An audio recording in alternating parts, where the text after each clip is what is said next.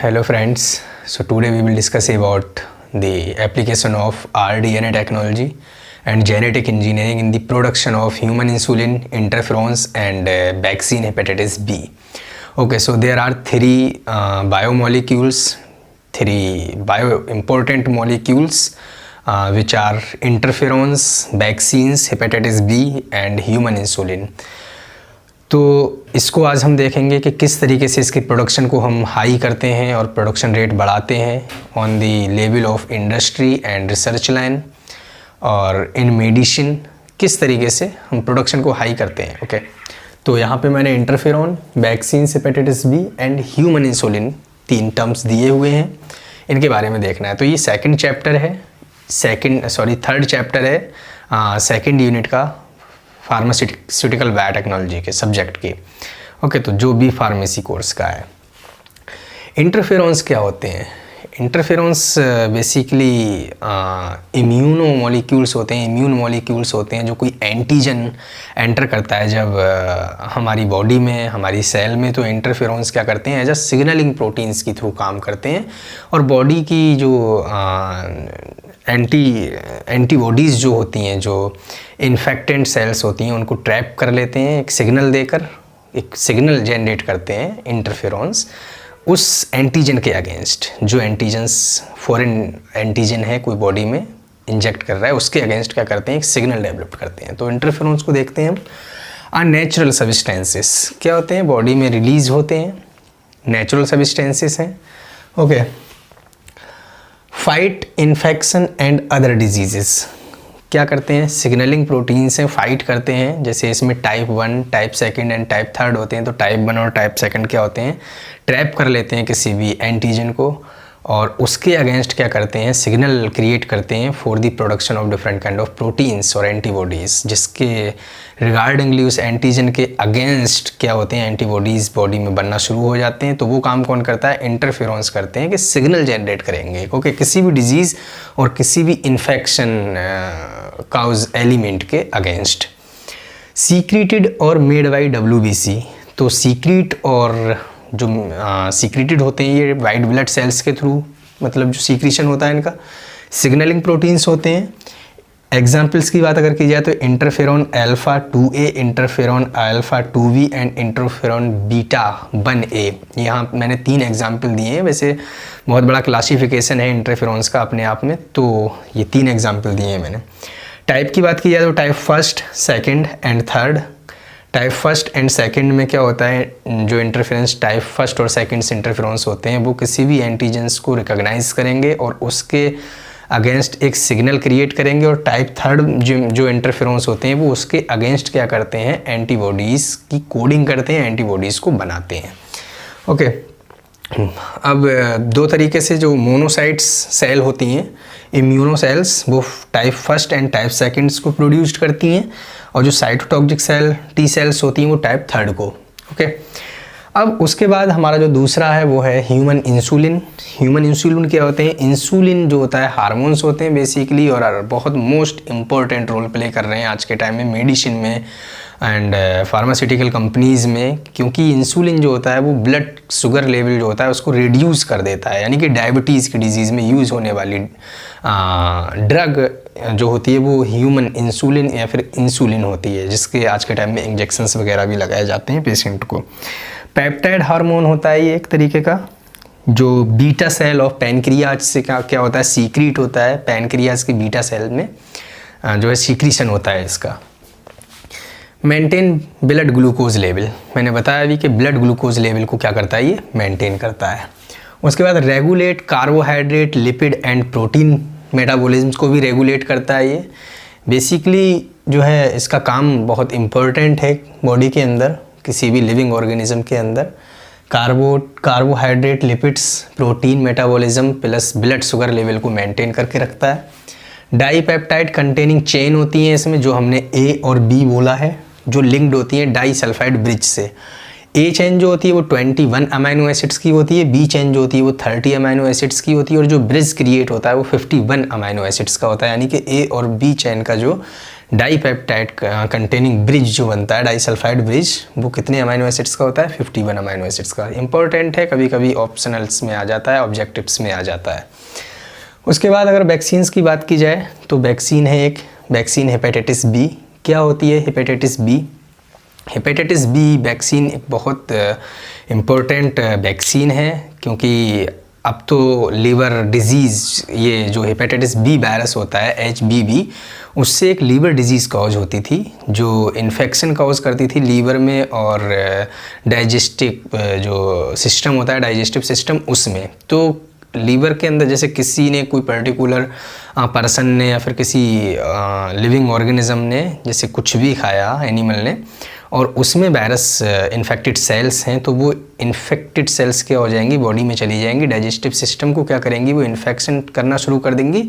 और इन्फेक्शन जो होता है उसका वो बहुत डिले होता है, यानी कि बहुत रैपिडली नहीं होता है, कुछ 2 या 3 वीक्स में उसके सिम्टम्स मिलते हैं हमें, तो पता भी नहीं लग पाता है। तो करीब 20 मिलियन पीपल्स की डेथ होती थी 2010 से पहले, जब हेपेटाइटिस बी इतनी ज़्यादा प्रोडक्शन में नहीं थी। लेकिन अब उस जो हेपेटाइटिस बी वायरस है, इन्फेक्टेड डिजीज़ जो कॉज करता है हेपेटाइटिस बी, उसको हमने क्या कर लिया है, एक हद तक रोक लिया है। तो उसमें यूज़ होती है hepatitis vaccine B.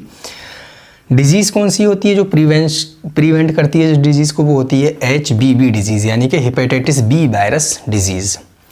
Antigen protein of hepatitis B virus क्या करती है? हेपेटाइटिस जो बी वैक्सीन्स होती हैं वो एंटीजन प्रोटीन्स होती हैं। एंटीजन का मीन्स होता है कि किसी भी एंटीजन, किसी भी फॉरेन पैथोजन या किसी भी एंटीजन के अगेंस्ट क्रिएट होने वाली प्रोटीन जो प्रिवेंशन में काम कर रही हैं किसी भी डिजीज़ के, उसको बोलते हैं एंटीजन प्रोटीन ऑफ HBV। तो ये हम यहाँ पे बात कर रहे हैं हेपेटाइटिस बी की, तो यहाँ पे HBV बोलेंगे, ओके।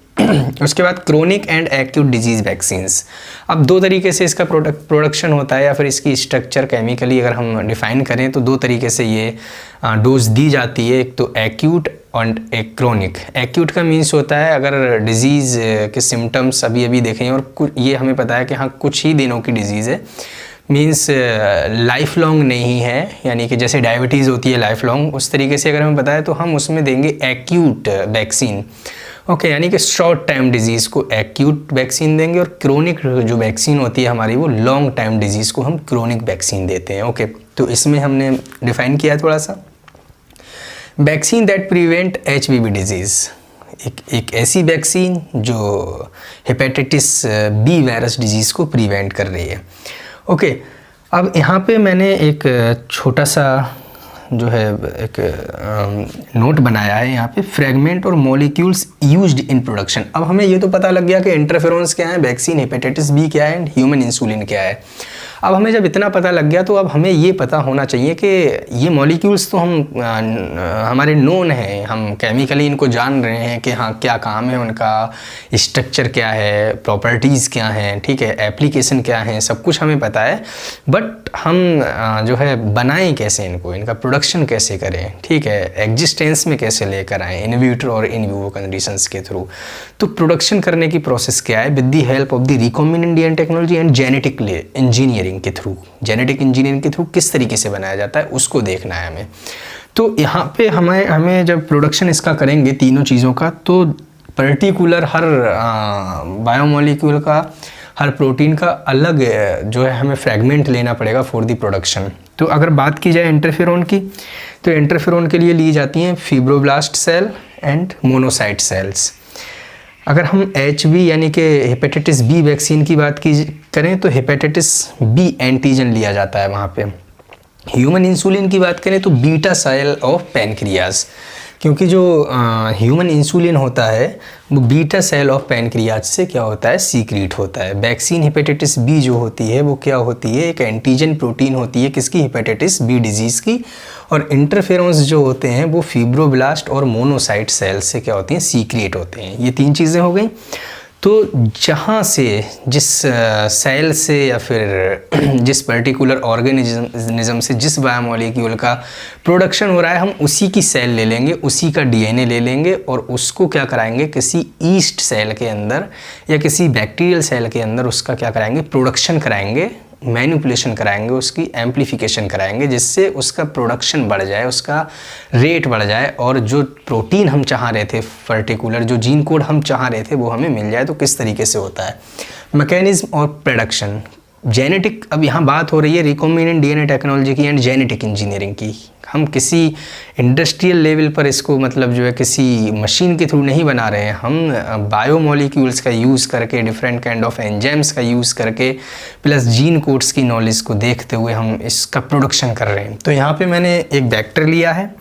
वेक्टर बार बार मैं बता ही रहा हूँ अपने हर लेक्चर में कि वेक्टर क्या होता है। वेक्टर एक सपोज ऐसे मान लीजिए कि मुझे दिल्ली जाना है और मैं डीएनए फ्रैगमेंट हूँ, तो मुझे उसकी जाने के लिए एक गाड़ी की ज़रूरत पड़ेगी। तो गाड़ी जो होगी मेरी वो वेक्टर होगा और मुझे लेकर जाएगा, तो मैं कौन होऊंगा, डीएनए फ्रैगमेंट। ठीक है, तो एक वेक्टर किसी डीएनए फ्रैगमेंट को किसी दूसरी सेल में लेकर जाता है। तो एक वेक्टर है मेरे पास और डिज़ायर्ड फ्रैगमेंट है। डिज़ायर्ड फ्रैगमेंट में मेरा क्या हो सकता है, फिब्रोब्लास्ट सेल भी हो सकती है, हेपेटाइटिस बी एंटीजन भी हो सकता है, या बीटा सेल ऑफ पैनक्रियाज भी हो सकती है।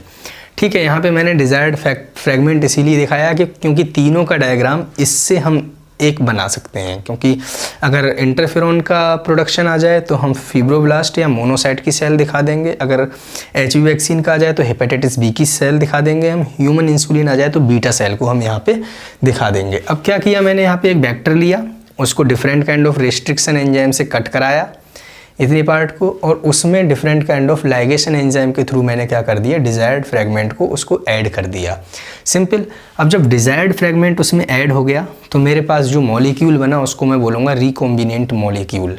रिकॉम्बिनेंट मतलब दोबारा से बनाया हुआ मॉलिक्यूल, यानी कि उसके अंदर कुछ ना कुछ चेंज करके बनाया हुआ मॉलिक्यूल। ओके, अब जो रिकॉम्बिनेंट मॉलिक्यूल होगा मेरे पास, उसको मैं किसी ईस्ट सेल में या फिर किसी बैक्टीरियल सेल में क्या कर दूंगा, इंट्रोड्यूस करा दूंगा, भेज दूंगा उसको। क्यों भेजते हैं हम किसी बैक्टीरियल या फिर ईस्ट सेल में, क्योंकि उसका प्रोडक्शन बढ़ सके, उसका रेप्लिकेशन हो सके, एक कॉपी की मिलियंस कॉपी बन सकें, एक कॉपी की बिलियंस कॉपी बन सकें, इसीलिए हम भेजते हैं। तो इस रिकॉम्बिनेंट मॉलिक्यूल को मैंने एक जो है रिकॉम्बिनेंट ईस्ट सेल में भेज दिया, या फिर यहाँ बैक्टीरियल सेल भी ले सकते हैं हम। ठीक है, अब यहाँ पे क्या होगा, एम्प्लीफिकेशन होगा और बहुत सारी सेल बन जाएंगी। यहाँ पे एम्प्लीफिकेशन हुआ यानी कि रेप्लिकेशन हुआ, वो सारी प्रोसेसेस कैरी आउट हुई यहाँ पे, और क्या बन गया, फर्मेंटेशन, एक बहुत सारा प्रोडक्शन आ गया मेरे पास एक सिंगल डीएनए फ्रैगमेंट का। और उससे क्या हुआ, मैंने उस सारे मास जो है अमाउंट था, जो कंप्लीट अमाउंट जो था फ्रैगमेंट का, डीएनए फ्रैगमेंट का, उसको मैंने फर्मेंटेशन टैंक में डाल दिया। फर्मेंटेशन टैंक में बहुत सारी एंजाइमेटिक जो है रिएक्शंस होती हैं, जिसमें बहुत सारे एंजाइम्स यूज़ होते हैं, और उससे क्या किया, डिज़ायर्ड प्रोडक्ट फाइनली बना लिया। अब डिज़ायर्ड प्रोडक्ट में क्या हो सकता है, या तो इंटरफेरॉन हो सकता है। जब हम इंटरफेरॉन की सेल लेंगे यहाँ पे तो यहाँ इंटरफेरॉन आ जाएगा। वैक्सीन हेपेटाइटिस बी की अगर हम एंटीजन लेंगे यहाँ पे तो यहाँ पे हेपेटाइटिस बी आ जाएगा। अगर ह्यूमन इंसुलिन की यानी कि बीटा सेल अगर हम यहाँ पे लेंगे, वो बीटा सेल जिससे क्या होता है, ह्यूमन इंसुलिन सीक्रीट हो रही हैं, ठीक है, तो यहाँ पे ह्यूमन इंसुलिन आ जाएगा। तो ये एक जनरल नॉलेज थी about the recombinant DNA technology and genetic engineering in the production of insulin and in the production of interferons and in the production of hepatitis B vaccine। तो general था थोड़ा सा, और डिटेल्स में भी पढ़ेंगे इसको आगे हम।